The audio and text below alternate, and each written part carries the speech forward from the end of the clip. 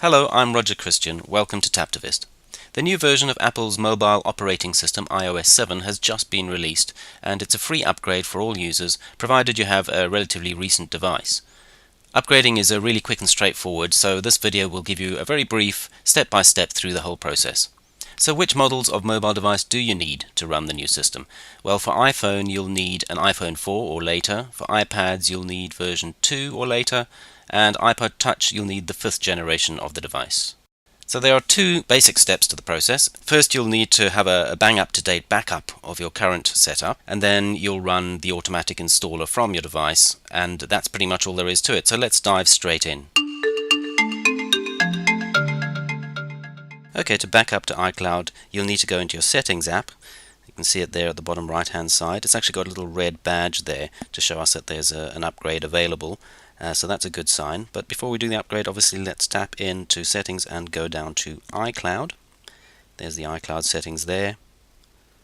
And then you'll want to scroll down to the bottom of that screen to go to the storage and backup settings at the bottom there. Now this is a demo device, so I've not done any backups on this device, and I won't be doing one now because it'll conflict with my more recent iOS 7 backups.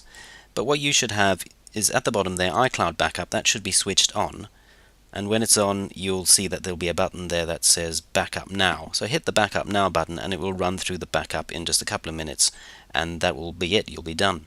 Now if you're not seeing any of these options, it could be that you're not using iCloud at all at the moment. So I very much recommend that you do use iCloud and you get this all set up. I've done a separate video on that.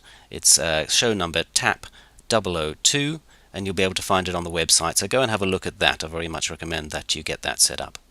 So the second backup you should do is a backup locally to your computer using iTunes. Here I am in iTunes. I've plugged my iPhone into the computer using the USB cable. So just go to your iPhone tab over there on the top right. You'll get this settings pane come up. Make sure you're in the first tab, the summary tab there, and you'll see all the details for your iPhone. And in this second section there's a button that says Backup Now, and simply hit that and the process will happen automatically.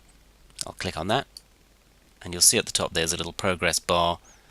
It was very quick because, as I say, this particular iPhone is just a demo. It doesn't have much data on it, but yours might take a few minutes, and once that progress bar has run through, that's it, you're done. Now should anything go wrong in the upgrade process to iOS 7, you'll want to restore back to this previous backup, and this is the button that you'll be clicking to do that, the restore backup button over there. So that's what you'll need to remember should anything go wrong, but hopefully it won't. Right, so let's get to the meat of it. Let's get to the actual upgrade process. So to do that, you need to go again to your Settings app, bottom right there, tap to get into that. Scroll down a bit and you get to the General tab, go into General, and then go into Software Update. Right, and there you have the Install Now button at the bottom, which you'll need to tap. That will then run through the process. It'll download the latest software from the internet, so you do need to have an internet connection to do this. Now for this demo, the software I'm using will of course be cutting out at the point that the phone restarts, so you won't be able to see the whole thing on the screen. But let's tap on this button now and see how far we get. Right, you get asked to agree to terms and conditions, so tap on the agree button, agree again, and here we go. It's verifying with the servers, with the Apple servers, and it should begin the download any moment. Well, there you have it. We didn't get very far. The phone has now restarted, and the recording has cut out because of that, and here I am in the ScreenFlow screen capture software. So what I'm going to do is let that run through. It'll take a few minutes, and then we'll have a look at what happens once the phone has restarted. So this is what you'll see as it's downloading and upgrading. Black screen, Apple logo, a progress bar to take you through the process. Obviously use a Wi-Fi connection because otherwise it'll be very slow indeed. Then you'll get to a welcome screen in various languages. It's saying hello, welcome to the new system, and you just slide the bar to start the process. You'll be taken through a few steps to complete the update.